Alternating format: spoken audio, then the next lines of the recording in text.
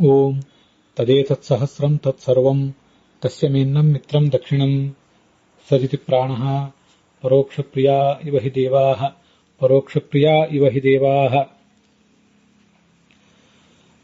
ಓಂ ಯಮಾಯ ನಮಃ.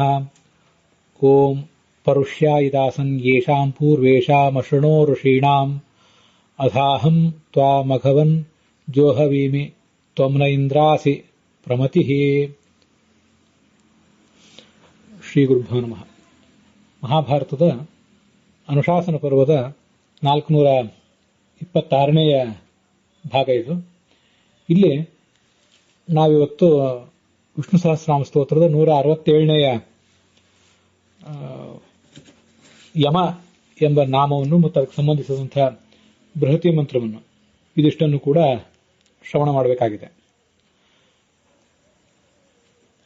ಯಮ ಎಂಬ ಶಬ್ದಕ್ಕೆ ಏನು ಅರ್ಥ ಅಂತ ಅನ್ನೋದನ್ನ ಒಂದು ಬಾರಿ ನೋಡೋಣ. ಮೊದಲು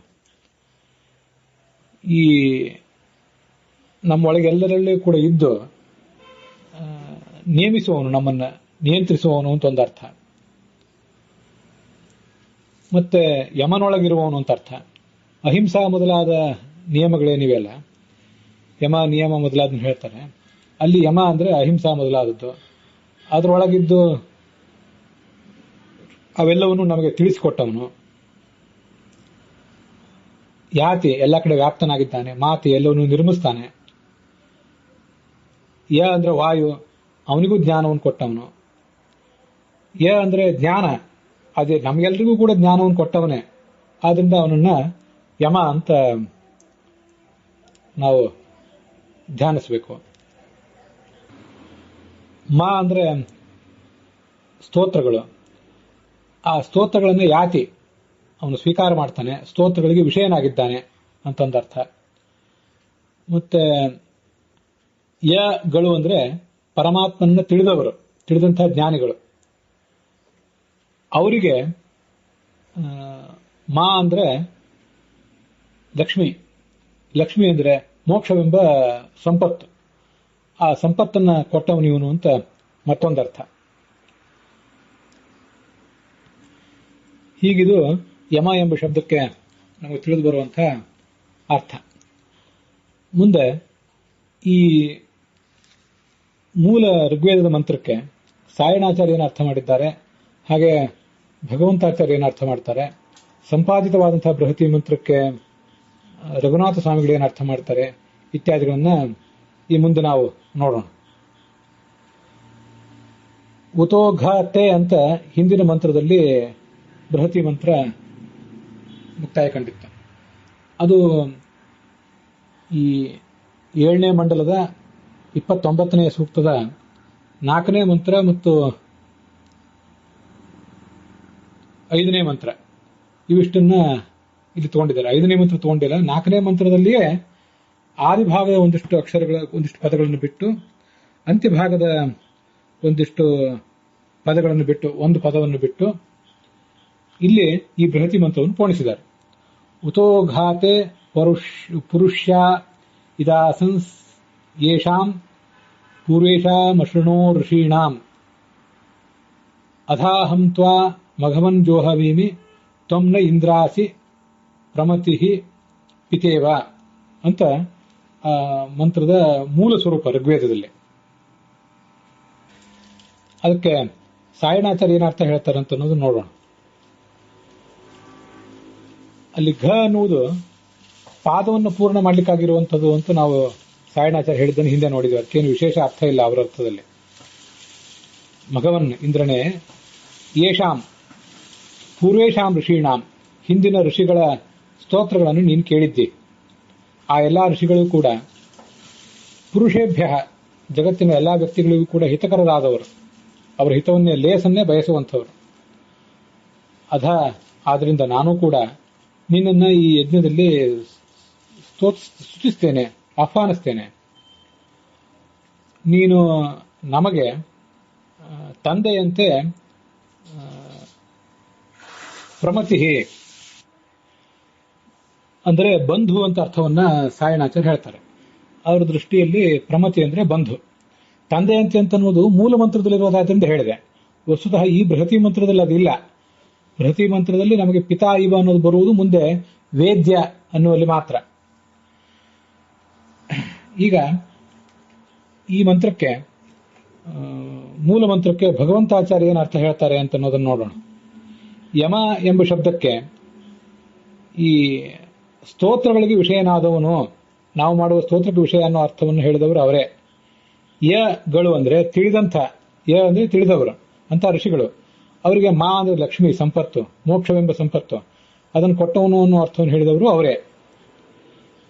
ಯಮ ಎಂಬ ಶಬ್ದಕ್ಕೆ ಸಂಬಂಧಪಟ್ಟಂಥ ಮಂತ್ರ ಭಗವಂತಾಚಾರ್ಯ ದೃಷ್ಟಿಯಲ್ಲಿ ಅಘಾಮ ಇಂದ್ರ ಶೃಣವೋ ಹವೇಮ ಉತೋಘಾತೆ ಪುರುಷ್ಯ ಇದಾಸನ್ ಯೇಷಾಂ ಪೂರ್ವೇಷಾಂ ಅಶೃಣೋ ಋಷೀಣಾಂ ಮಧಾಹಂ ತ್ವಾ ಅಂತಿಷ್ಟು ಮಂತ್ರ ಅವರ ದೃಷ್ಟಿಯಲ್ಲಿ.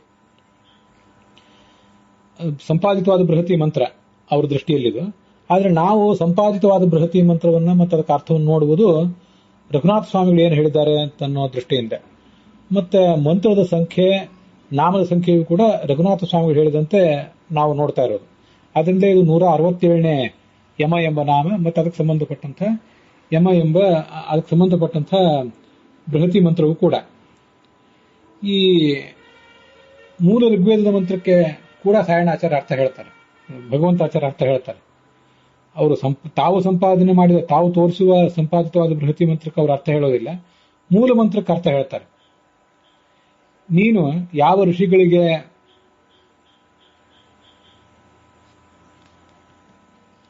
ಯಾವ ಋಷಿಗಳ ಆಹ್ವಾನವನ್ನು ಕೇಳಿದ್ದೀಯೋ, ಈ ಹಿಂದೆ ಅವರ ಆಹ್ವಾನವನ್ನು ಆಲಿಸಿ ಬಂದಿದ್ದೆಯೋ, ಅವರೆಲ್ಲರೂ ಕೂಡ ಪುರುಷ್ಯರು ಆಗಿದ್ದಾರೆ. ಪುರುಷ್ಯರು ಅಂದ್ರೆ, ಪುರುಷ ಅಂದ್ರೆ ಪೂರ್ಣ ಷಡ್ಗುಣನಾದಂತಹ ನೀನು. ಮತ್ತೆ ನಿನಗವರು ಹಿತಕರರು. ನಿನಗವರು ಹಿತಕರರಾಗುವುದು ಅಂದ್ರೆ ಹೇಗೆ? ನಿನಗೇನಾದ್ರೂ ಕೆಡಕಾಗಬಾರ್ದು, ಒಳ್ಳೇದಾಗಬೇಕು ಅಂತ ಬಯಸ್ತಾರ ಅಂತಂದ್ರೆ ಹಾಗೇನಲ್ಲ. ನಿನ್ನ ಅನುಗ್ರಹದಿಂದ ಎಲ್ಲ ಪುರುಷಾರ್ಥಗಳನ್ನು ಅವರು ಪಡೆದರು, ನಿನ್ನ ಅನುವರ್ತಿಗಳಾದರು. ಅವರು ನಿನಗೆ ಅನುಕೂಲಕರರಾಗಿ, ನಿನ್ನ ಅನುವರ್ತಿಗಳಾಗಿ ಅವರು ಬದುಕಿದ್ದಾರೆ ಅಂತ ಇಷ್ಟೇ ಅರ್ಥ.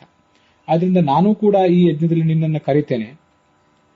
ಇಂದ್ರನೇ, ನನಗೆ ನೀನು ತಂದೆಯಂತೆ ಪ್ರಮತಿ ಅಂದ್ರೆ ಯಥಾರ್ಥವಾದ ಜ್ಞಾನವನ್ನು ಕೊಡಬೇಕು ಅಂತ, ಪ್ರಮತಿ ಎಂಬ ಶಬ್ದಕ್ಕೆ ಯಥಾರ್ಥ ಜ್ಞಾನಜನಕ ಅಂತ ಭಗವಂತಾಚಾರ್ಯರು ಅರ್ಥ ಬರೀತಾರೆ. ಮುಂದೆ ಈ ಮಂತ್ರಕ್ಕೆ ರಘುನಾಥ ಸ್ವಾಮಿಗಳು ಏನು ಅರ್ಥ ಹೇಳ್ತಾರೆ ಅಂತ ಅನ್ನೋದು ನೋಡೋಣ. ಮಘವನ್ನಂತ ಭಗವಂತನಿಗೆ ಸಂಬೋಧನೆ. ಪುರುಷ್ಯಾಹ ಅಂದ್ರೆ ಬಹುಲಾಭ ಯೋಗ್ಯಾಹ ಜ್ಞಾನಿನಃ, ಇದು ಬೇರೆ ಅರ್ಥ. ಅನೇಕ ಥರದ ಲಾಭಗಳನ್ನು, ಪುರುಷಾರ್ಥಗಳನ್ನು ಪಡೆಯಲಿಕ್ಕೆ ಯೋಗ್ಯರಾದಂತಹ ಜ್ಞಾನಿಗಳು ಇದ್ರು ಈ ಹಿಂದೆ. ಆ ಎಲ್ಲರ ಜ್ಞಾನಿಗಳ, ಋಷೀಣಾಂ ಜ್ಞಾನಿನಾಂ ಹವಂ, ಅವರು ಮಾಡಿದಂತಹ ಆಹ್ವಾನವನ್ನು, ಯಜ್ಞಕ್ಕೆ ಬಾ ಅಂತ ಅವ್ರು ಕರೆದಾಗ ನೀನು ಅದನ್ನು ಆಲಿಸಿ ಬಂದಿ. ಆದ್ರಿಂದಲೇ ಅಹಮಪಿ, ನಾನು ಕೂಡ ತ್ವಾ ಅಂದ್ರೆ ನಿನ್ನನ್ನು, ಜೋಹವಿಮಿ ಯಜ್ಞಕ್ಕೆ ಕರಿತೇನೆ. ಹೇ ಇಂದ್ರನೇ, ಭಗವಂತನೇ, ನೀನು ನಮಗೆ ಪ್ರಮತಿ ಅಂತ ಪ್ರಕೃಷ್ಟ ಮತಿದೋಸಿ, ಶ್ರೇಷ್ಠವಾದ ಜ್ಞಾನವನ್ನ ನೀನು ನಮಗೆ ಕೊಡಬೇಕು ಅಂತ ಅವನ, ಆ ಭಗವಂತನ ಸನ್ನಿಧಾನದಲ್ಲಿ ನಮ್ಮ ಒಂದು ಪ್ರಾರ್ಥನೆ. ಇಲ್ಲಿ ಯಮ ಅಂದ್ರೆ ಏನು? ಯ ಅಂದ್ರೆ ಇದು ಇಲ್ಲಿ ರಘುನಾಥ ಸ್ವಾಮಿಗಳು ಹೇಳಿದ್ದು ಮತ್ತೆ ಭಗವಂತಾಚಾರ್ಯ ಹೇಳಿದ್ದು ಇಬ್ಬರದು ಅರ್ಥ ಒಂದೇ ಆಗ್ತದೆ. ಯಗಳು ಅಂದ್ರೆ ಯಾಂತಿ, ಜ್ಞಾನ, ಜಾನಂತಿ. ಯಾಂತಿ ಅಂದ್ರೆ ತಿಳಿಯುತ್ತಾರೆ, ಲಟ್ಲಕಾರ, ಅದು ಪ್ರಥಮ ಪುರುಷ ಬಹುವಚನ. ತಿಳಿದಂತಹ ಋಷಿಗಳು, ಅವರ ಸ್ತೋತ್ರಗಳನ್ನ, ಆ ಋಷಿಗಳ ಸ್ತೋತ್ರಗಳನ್ನ ಇವನು ಮಾತಿ ಅಂದ್ರೆ ತಿಳಿತಾನೆ. ಅವರು ಮಾಡಿದ ಸ್ತೋತ್ರವನ್ನು ಅರ್ಥ ಮಾಡ್ಕೊಳ್ತಾನೆ, ಇವನು ಅವ್ರ ಭಾವನೆಯನ್ನು ಅರ್ಥ ಮಾಡ್ಕೊಳ್ತಾನೆ. ಹಾಗಾಗಿ ಯಹ ಯೌ ಯೇ ಅಲ್ಲ, ನಾವೀಗ ಯತ್ ಶಬ್ದ ನೋಡ್ತೀವಲ್ಲ, ಯಾರು ಅನ್ನೋ ಅರ್ಥದಲ್ಲಿ ಯಹ ಯೌ ಯೇ, ಅದು ಸರ್ವನಾಮ ಶಬ್ದ. ಅದು ಇದು ಹಾಗಲ್ಲ, ಯಹ ಯೌ ಯಾಹ ಅಂತ, ಇದು ತಿಳಿದ ಜ್ಞಾನಿಗಳು ಅಂತ ಅರ್ಥ. ಯಾ ಪ್ರಾಪಣ್ಯ ಧಾತುವಿನಿಂದ ಹುಟ್ಟಿದ ಶಬ್ದ ಅದು. ಆ ಜ್ಞಾನಿಗಳ ಯಾನಾಂ, ಆ ಜ್ಞಾನಿಗಳ ಸ್ತೋತ್ರಗಳನ್ನು ಮಾತಿ ಇವನು ಅರ್ಥ ಮಾಡ್ಕೋತಾನೆ. ಆದ್ರಿಂದ ಇವನು ಯಮ ಅಂತ ಅರ್ಥ ಇದೆ. ಇದು ಯಮ ಎಂಬ ಶಬ್ದಕ್ಕೆ ಅರ್ಥ. ಆ ಮಂತ್ರದಲ್ಲಿ ಕೂಡ ಅದೇ ಬಂದಿದೆ. ನೀನು ನಮ್ಮ ಆಹ್ವಾನವನ್ನು ಕೇಳಬೇಕು. ಹಿಂದಿನ ಜ್ಞಾನಿಗಳ ಆಹ್ವಾನವನ್ನು ಕೇಳಿದ್ದಿ, ಈಗ ನಾವು ಮಾಡುವ ಆಹ್ವಾನವನ್ನು ನೀನು ಕೇಳಬೇಕು, ಇಲ್ಲಿ ಬರಬೇಕು ಅಂತ ಅಲ್ಲಿ ಪ್ರಾರ್ಥನಾ ಇದೆ. ಇದಿಷ್ಟು ಮಂತ್ರದ 3 ವ್ಯಾಖ್ಯಾನಗಳನ್ನು ನಾವು ನೋಡಿದ್ದಾಯ್ತು. ಇಲ್ಲಿ ನಾನೇನು ಹೆಚ್ಚಿನ ಬದಲಾವಣೆಗಳನ್ನೇನು ಮಾಡ್ಕೊಂಡಿಲ್ಲ. ಹಾಗಾಗಿ ಸರಳವಾಗಿ ಅದರ ಅರ್ಥ ಇದೆ. ಮಘವನ್, ನಮ್ಮ ಜೀವನವೆಂಬ ಯಜ್ಞಕ್ಕೆ ಪತಿಯಾದ ಭಗವಂತನೇ, ತ್ವಂ ನೀನು, ಯೇಷಾಂ ಪೂರ್ವೇಷಾಂ ಋಷೀಣಾಂ, ಯಾವ ಹಿಂದಿನ ಋಷಿಗಳ ಆಹ್ವಾನಗಳನ್ನ ಅಶುಣೋಹ ಕೇಳಿದೆಯಲ್ಲ, ಅವರೆಲ್ಲರೂ ಕೂಡ ಪುರುಷ್ಯಾಹ, ಪೂರ್ಣ ಷಡ್ಗುಣನಾದ. ಪುರುಷ್ಯ ಅಂದ್ರೆ ಪೂರ್ಣತ್ವಾತ್ ಪುರುಷ ಸ್ಮೃತಃ ಅಂತ ಭಾಗವತ ತಾತ್ಪರ್ಯ ಹೇಳ್ತದೆ. ಆದ್ರಿಂದ ಪುರುಷ ಅನಿಸ್ಕೊಂಡಿರುವಂತಹ ನಿನಗೆ ಹಿತಕರರು, ಅದು ಭಗವಂತ ಆಚಾರ್ಯ ಹೇಳಿದ ಅರ್ಥ. ಪುರುಷರು ಅಂದ್ರೆ ಜ್ಞಾನಿಗಳು, ಆ ಜ್ಞಾನಿಗಳಲ್ಲಿ ಸಮಾಜ. ಅವರ್ಯಾಕೆ ಪುರುಷರು ಅಂದ್ರೆ ಪುರು ಬ್ರಹ್ಮ ಗುಣಾಧಿಕ್ಯಾತ್ ತಜ್ಞಾನ ಪುರುಷ ಸ್ಮೃತಃ. ಪುರು ಅಂದ್ರೆ ಗುಣಾಧಿಕನಾದಂಥ ಪರಮಾತ್ಮ. ಅವನನ್ನು ತಿಳಿತಾರಾದ್ರಿಂದ ಸಾಧಕ ವರ್ಗವನ್ನ ಪುರುಷ ಅಂತ ಹೇಳ್ತಾರೆ. ಇದು ಗೀತಾ ಪ್ರಸ್ಥಾನದಲ್ಲಿ ಆಚಾರ್ಯ ಹೇಳಿರುವಂತಹ ಅರ್ಥ. ಹೀಗೆ ಆ ಹಿಂದಿನ ಋಷಿಗಳು ಪುರುಷ ಶಬ್ದವಾಚ್ಯನಾದ ನಿನ್ನ ಅನುವರ್ತಿಗಳು. ಹಾಗೆ ನಿನ್ನನ್ನು ತಿಳಿಯಬೇಕಾದಂತಹ ಸಾಧಕ ವರ್ಗಕ್ಕೆ ಅವರು ಅನುಕೂಲಕರದೂ ಹೌದು, ಅವರಿಗೆ ಬೇಕಾದ ಉಪದೇಶವನ್ನೆಲ್ಲ ಮಾಡುವವರು. ಅದರಲ್ಲಿ ನಾನು ಸಾಯಣಾಚಾರ್ಯ ಹೇಳಿದ ಅರ್ಥ ಮತ್ತು ರಘುನಾಥ ಸ್ವಾಮಿ ಭಗವಂತಾಚಾರ್ಯ ಹೇಳಿದ ಅರ್ಥ ಎರಡನ್ನೂ ಇಟ್ಕೊಂಡಿದ್ದೇನೆ. ಎರಡನ್ನೂ ಅನ್ವಯಾರ್ಥದಲ್ಲಿ ಬರ್ತಿದ್ದೀನಿ. ರಘುನಾಥ ಸ್ವಾಮಿ ಹೇಳಿದ್ದನ್ನ ಅಲ್ಲಿ ಬರೆದಿಲ್ಲ. ಇತ್ ಏವ, ಅವರು ಹೀಗೆ ನಿನಗೂ ನಿನ್ನ ಭಕ್ತರಿಗೂ ಅನುಕೂಲರಾಗಿದ್ದಾರೆ. ಅಧಾ ತಸ್ಮಾತ್, ಆ ಕಾರಣದಿಂದ, ಅಹಂ ನಾನು, ತ್ವಾಂ ನಿನ್ನನ್ನು, ಜೋಹವೀಮಿ ಆಹ್ವಯಾಮಿ ಕರಿತೇನೆ, ಇಲ್ಲಿಗೆ ನಮ್ಮ ಯಜ್ಞಕ್ಕೆ ಬಾ, ನಮ್ಮ ಮನೆಗೆ ಬಾ ಅಂತ ಕರಿತೇನೆ. ಇಡೀ ಒಂದು ಜೀವನವನ್ನೇ ಯಜ್ಞ ಅಂತ ಭಾವಿಸಿ ನಾನು ಹೊರಟಿದ್ದೇನೆ, ನನ್ನ ಈ ಯಜ್ಞಕ್ಕೆ ಬಾ ಅಂತ ಕರಿತೇನೆ. ಇಂದ್ರನೇ, ಭಗವಂತನೇ, ನೀನು ನಮಗೆ ಪ್ರಮತಿ, ಪ್ರಕೃಷ್ಟವಾದ ಯಥಾರ್ಥ ಜ್ಞಾನವನ್ನು ಕೊಡುವವನಾಗಿದ್ದೆ.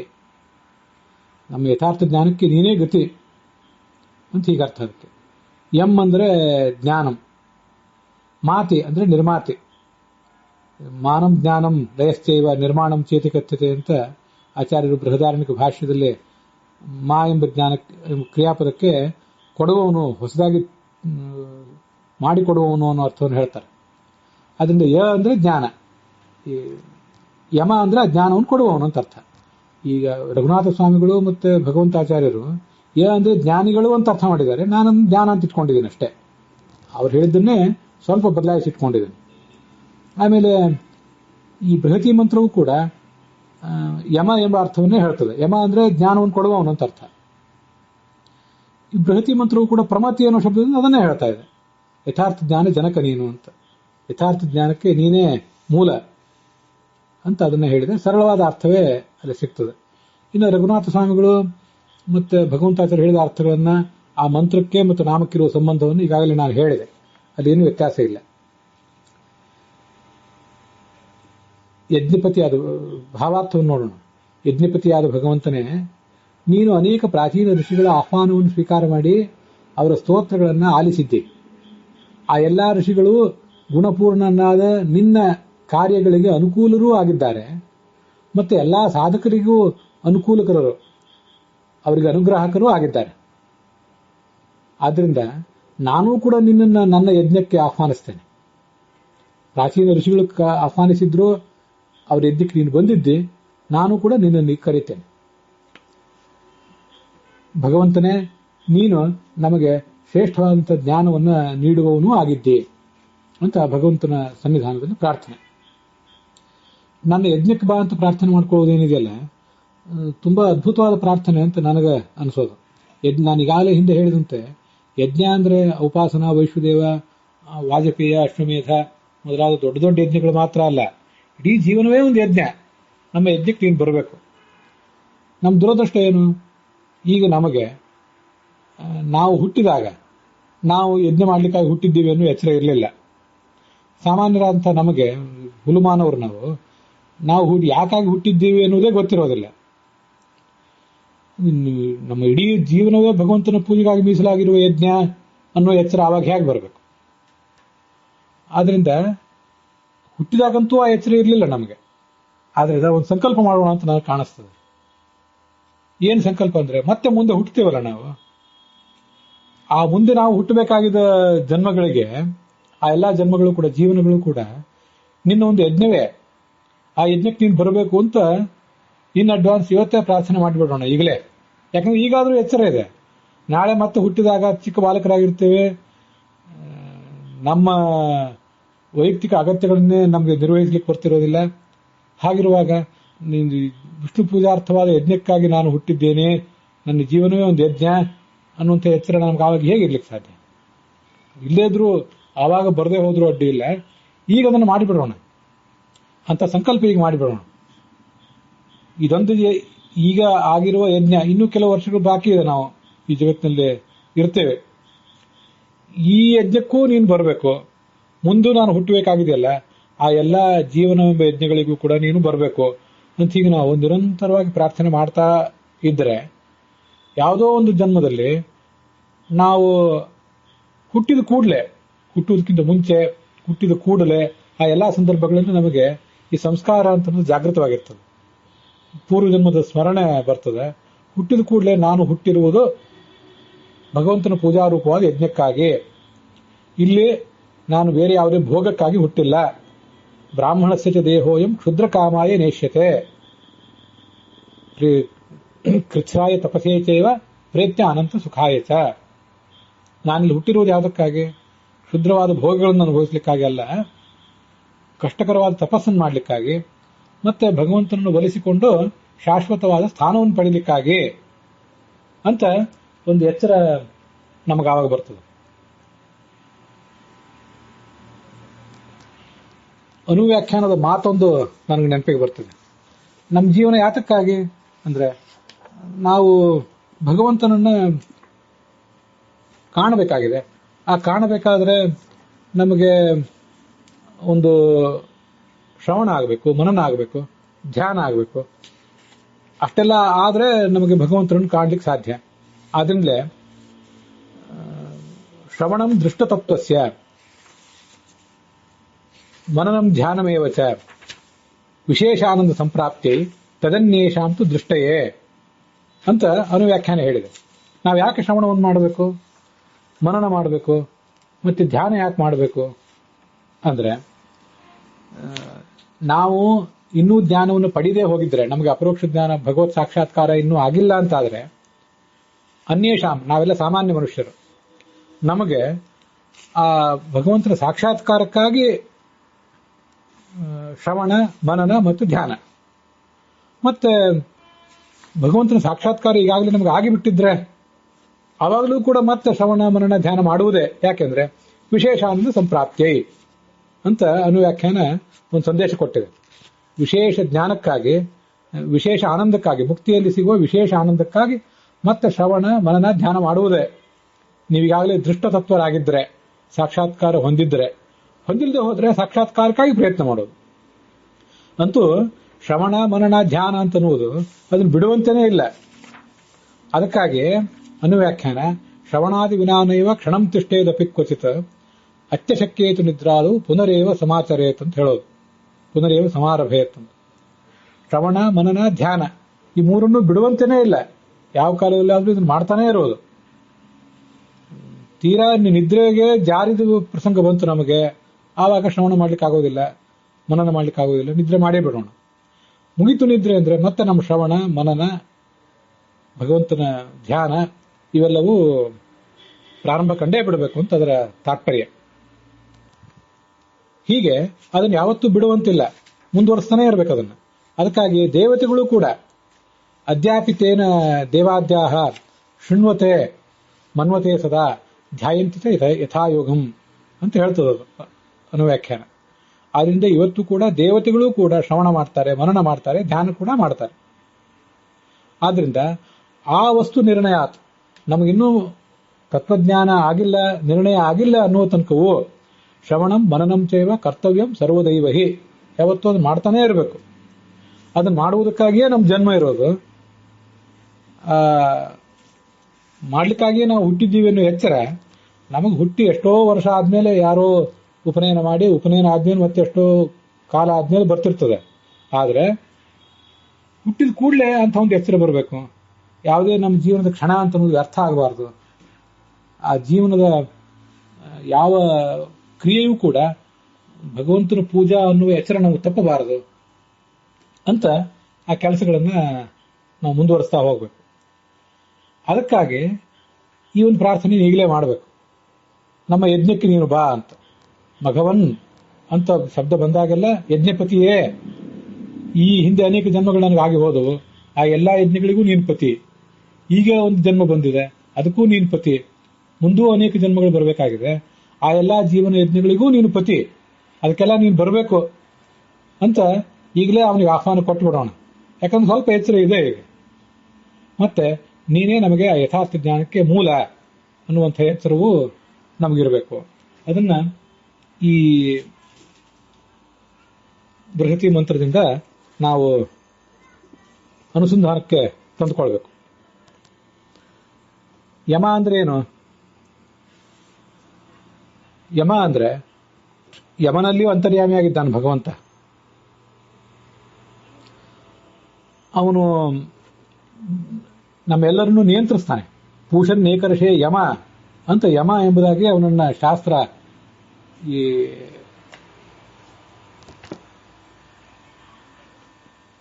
ಈಶಾವಾಸ್ಯೋಪನಿಷತ್ತು ವರ್ಣನೆ ಮಾಡಿದೆ. ಅಂತರ್ಯಾಮಿ ಬ್ರಾಹ್ಮಣದಲ್ಲಿ ಬೃಹದಾರಣ್ಯಕ ಉಪನಿಷತ್ನಲ್ಲಿ ಅವನು ಯಮ ಅಂದ್ರೆ ಅಂತರ್ಯಾಮಿ, ಏಷತೆ ಆತ್ಮ ಅಂತರ್ಯಾಮಿ ಅಮೃತಃ ಅಂತ ಹೇಳಿದೆ. ಅಂತರ್ಯಾಮಿ ಅಂದ್ರು ಯಮ ಅಂದ್ರು ಅರ್ಥ ಒಂದೇ.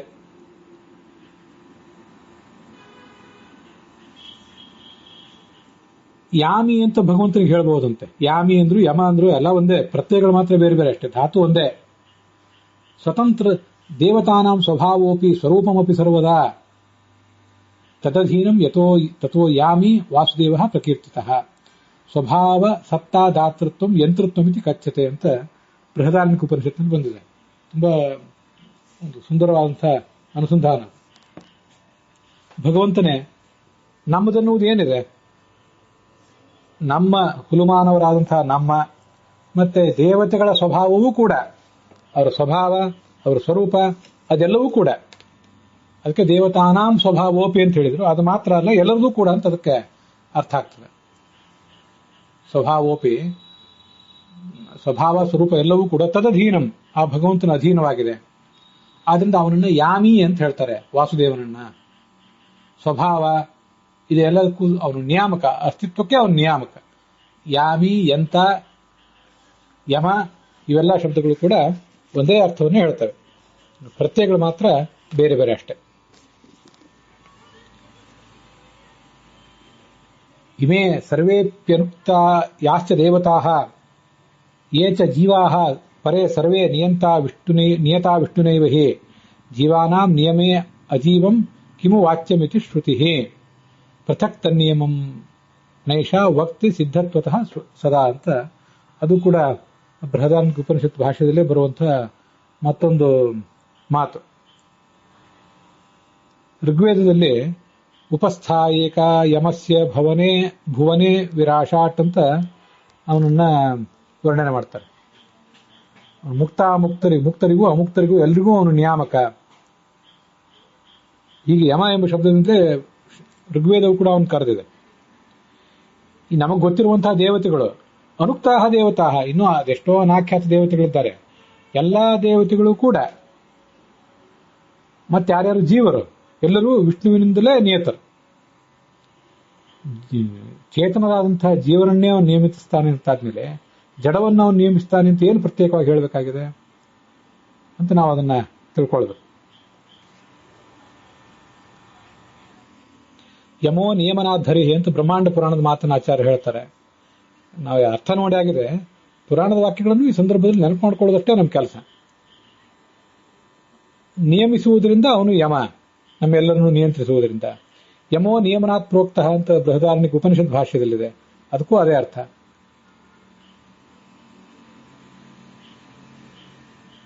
ಯಮಃ ಸಂಯಮತಾಮಹಂ ಅಂತ ಗೀತಾದಲ್ಲಿದೆ. ಮತ್ತೆ ಭಾಗವತದಲ್ಲೂ ಕೂಡ, ಭಾಗವತದ 11ನೇ ಸ್ಕಂದದಲ್ಲಿ ಮತ್ತು ಗೀತೆಯ 10ನೇ ಅಧ್ಯಾಯದಲ್ಲಿ ಅಲ್ಲೆಲ್ಲ ವಿಭೂತಿ ರೂಪಗಳನ್ನು ವರ್ಣನೆ ಮಾಡ್ತಾರೆ. ಈ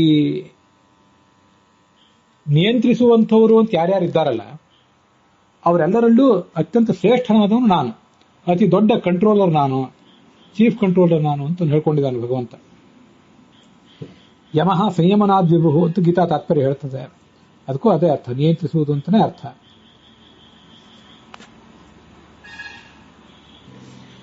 ಅನುವ್ಯಾಖ್ಯಾನದಲ್ಲಿ ಯಮ ಮತ್ತು ನಿಯಮಗಳನ್ನ ವರ್ಣನೆ ಮಾಡ್ತಾರೆ. ಅದು ತಂತ್ರಸಾರದ 4ನೇ ಅಧ್ಯಾಯದ 137ನೇ ಶ್ಲೋಕ. ನಿನ್ನೆ ಅದನ್ನು ನನಗೆ ಸರಿಯಾಗಿ ಉಲ್ಲೇಖಿಸಲಿಕ್ಕೆ ಆಗಿರಲಿಲ್ಲ. ಈಗ ಎರಡನ್ನು ಒಟ್ಟಿಗೆ ನೋಡಿಬಿಡೋಣ. ಅಲ್ಲಿ ಹಿಂದೆ ನಿಯಮ ಅಂತ ಬಂತು, ಹಿಂದಿನ ನಾಮ, ಈಗಿನ ನಾಮ ಯಮ ಅಂತ ಹೇಳಿ.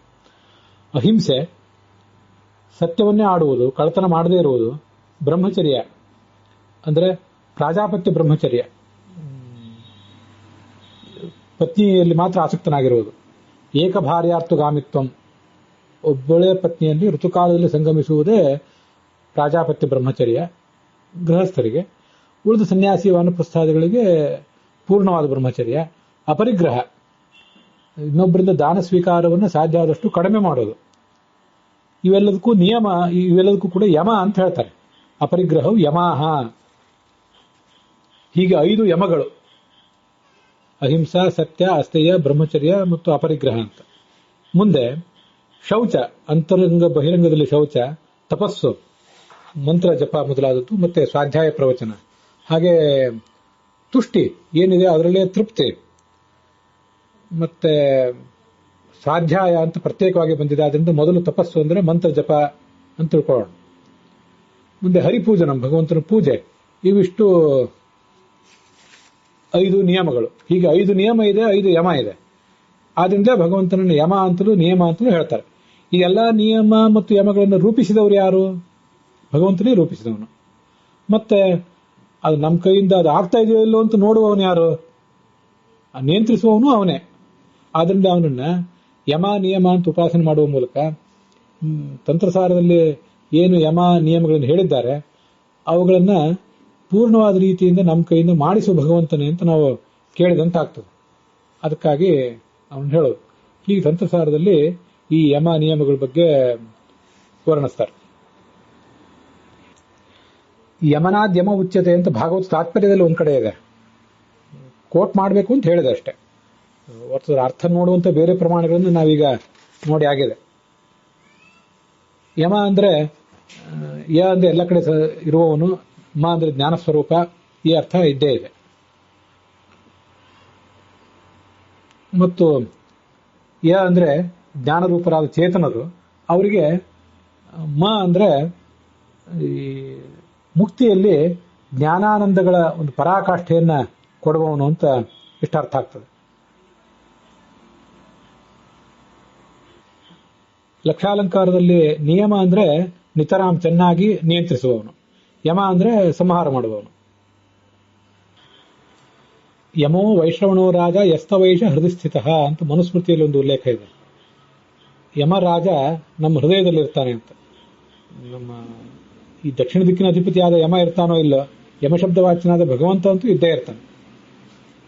ಮತ್ತೆ ಶಾಂಕರ ಭಾಷ್ಯ ಹೇಳ್ತದೆ ಅಂತಃಕರಣದಲ್ಲಿದ್ದು ನಿಯಮನ ಮಾಡುವವನು ಅಂತ. ಪರಾಶರ ಭಟ್ರು ಹೇಳ್ತಾರೆ ನಿಷ್ಕಂಟಕವಾಗಿ ಎಲ್ಲರನ್ನೂ ಕೂಡ ನಿಯಮಿಸುವವನು. ಯಃ ಪೃಥಿವೀ ಮಂತರೋ ಯಮಯತಿ ಯಹ ಆತ್ಮಾನ ಮಂತರೋ ಯಮಯತಿ ಅಂತ ಅವರು ಈ ಬೃಹದಾರಣ್ಯಕ ಉಪನಿಷತ್ತಿನ ಮಾತನ್ನ ಉದ್ಧರಿಸ್ತಾರೆ. ಎಲ್ಲರನ್ನೂ ಕೂಡ ಈಗ ಅವನು ನಿಯಮಿಸ್ತಾ ಇದ್ದಾನೆ, ಅಂತರ್ಯಾಮಿ ಬ್ರಾಹ್ಮಣ ಅಂತಾನೆ ಅದನ್ನ ಹೇಳ್ತಾರೆ. ಅಕಂಟಕಂಚ ಅನುಕೂಲಂಚ ಯಚ್ಛತಿ ತ್ಯಖಿಲಂ ಯಮಃ. ತನಗೆ ಅವನ ನಿಯಂತ್ರಣಕ್ಕೆ, ಅವನ ಆಡಳಿತಕ್ಕೆ ಎಲ್ಲೂ ಏನೂ ಬಾಧಕ ಇಲ್ಲ. ಮತ್ತೆ ಅವನು ಏನು ನಿಯಂತ್ರಣ ಮಾಡ್ತಾ ಇದ್ದಾನೆ, ನಮ್ಮ ಮೇಲೊಂದು ಹಿಡಿತ ಅವನೇನು ಇಟ್ಕೊಂಡಿದ್ದಾನೆ, ಅದು ತುಂಬಾ ಅನುಕೂಲಕರವಾದ್ದು ಅಂತ. ಅದು ತುಂಬಾ ಚೆನ್ನಾಗಿದೆ. ನಮಗದು ಸ್ಥೂಲ ದೃಷ್ಟಿಗೆ ಭಗವಂತ ನಮ್ಗೆ ಯಾಕೆ ಹೀಗೆ ಕಷ್ಟ ಕೊಡ್ತಿದ್ದಾನೆ ಅಂತ ಕಾಣಬಹುದು. ಅದು ಹಾಗೇನಲ್ಲ. ಅವನು ಮಾಡ್ತಿರುವಂತಹ ಎಲ್ಲಾ ನಿಯಂತ್ರಣವೂ ಕೂಡ, ಆತ ನಮ್ಮ ಮೇಲೆ ಹಿಡಿದಿರುವ ನಿಯಂತ್ರಣ ಎಲ್ಲವೂ ಕೂಡ ಏನು ಅವನು ಕೊಡಬೇಕಾಗಿದೆ ಯಾವುದನ್ನು ಕೊಡಬಾರ್ದಾಗಿದೆ, ಕೊಡಬೇಕಾದನ್ನು ಕೊಟ್ಟಿದ್ದಾನೆ, ಕೊಡಬಾರ್ದಾದನ್ನು ಕೊಟ್ಟಿಲ್ಲ. ಆ ಮೂಲಕ ಅವನು ನಮ್ಮ ಮೇಲೆ ನಿಯಂತ್ರಣ ಇಟ್ಕೊಂಡಿದ್ದಾನೆ. ಆದ್ರಿಂದ ಅವನನ್ನು ಯಮ ಅಂತ ಹೇಳಬೇಕು. ಸತ್ಯಸಂಧ ಸ್ವಾಮಿಗಳು ಹೇಳುವಂತೆ ಯಮೋ ನಿಯಮನಾಧರಿಹಿ, ನೇಮಿಸುವವನು, ಪ್ರತಿಯೊಂದನ್ನು ಕೂಡ ಅವನು ನಿಯಂತ್ರಿಸ್ತಾನೆ ಅನ್ನೋ ಅರ್ಥವನ್ನ ಹೇಳ್ತಾರೆ ಅವರು. ನವಿದ್ಯತೆ ಯಮಃ ನಿಯಾಮಕಃ ಸದೃಶೋ ವಾ ಯಸ್ಯ, ಇವನಿಗೆ ಬೇರೆ ಯಾರೂ ನಿಯಾಮಕರಿಲ್ಲ, ಇವನೇ ಎಲ್ರಿಗೂ ನಿಯಾಮಕ. ಅಯಂ ಶುಭಾವಹಂ ವಿಧಿಂ ಮಾತಿ ಜಾನಾತಿ ಕಿವಾ ಅಯಮಃ, ನಿಯಮೋ ಯಮಃ ಅಂತಿದೆಯಲ್ಲ, ಇದು ವಿಷ್ಣು ಸಹಸ್ರನಾಮದು, ಇದು ಸಂಸ್ಕೃತದ ಒಂದು ಸ್ವಾರಸ್ಯ. ನಿಯಮಃ ಯಮಃ ಅಂತೂ ಅದನ್ನು ಪದಚ್ಛೇದ ಮಾಡಬಹುದು, ನಿಯಮೋ ಯಮಃ ಅಂತ ಒಂದು ಅಲ್ಲೊಂದು ಎಸ್ ಮಾರ್ಕ್ ಹಾಕಿ ನಿಯಮಃ ಅಯಮಃ ಅಂತಲೂ ಪದಚ್ಛೇದ ಮಾಡಬಹುದು. ಅದನ್ನು ಸತ್ಯಸಂಧ ಸ್ವಾಮಿಗಳು ಹೇಳ್ತಾರೆ. ಅಯಮಃ ಅಂದ್ರೆ ಇವನಿಗೆ ಬೇರೆ ಯಾರೂ ನಿಯಾಮಕರಿಲ್ಲ, ಅದರಿಂದ ಈತ ಅಯಮ. ಮತ್ತೆ ಅಯಮ ಅಂದ್ರೆ ಅಯಂ, ಅಯಮ ಎಂಬಲ್ಲಿ ಅಯ ಅಂತಂದ್ರೆ ಈ ಭಗವಂತ ಅಂತ ಅರ್ಥ. ಅವನು ಮಾತೆ ಎಲ್ಲವನ್ನೂ ತಿಳಿದಿದ್ದಾನೆ. ಏನ್ ತಿಳಿದಿದ್ದಾನೆ? ಜೀವನಿಗೆ ಏನ್ ಕೊಡಬೇಕೋ ಏನ್ ಕೊಡಬಾರ್ದು ಅನ್ನೋದನ್ನೆಲ್ಲವೂ ತಿಳಿದಿದ್ದಾನೆ. ಆದ್ರಿಂದ ಅವನು ಅಯಮ.